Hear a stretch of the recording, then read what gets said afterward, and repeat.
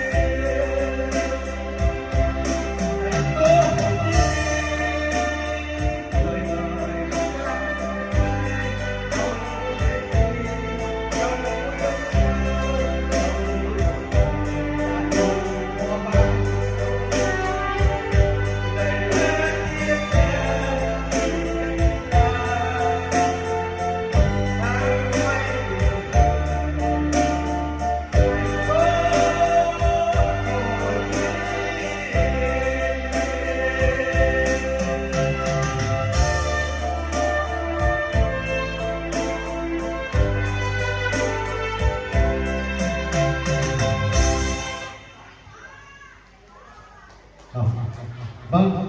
để kết thúc với giao lưu văn nghệ chào mừng kỷ niệm ngày phụ nữ Việt Nam 20 tháng 10.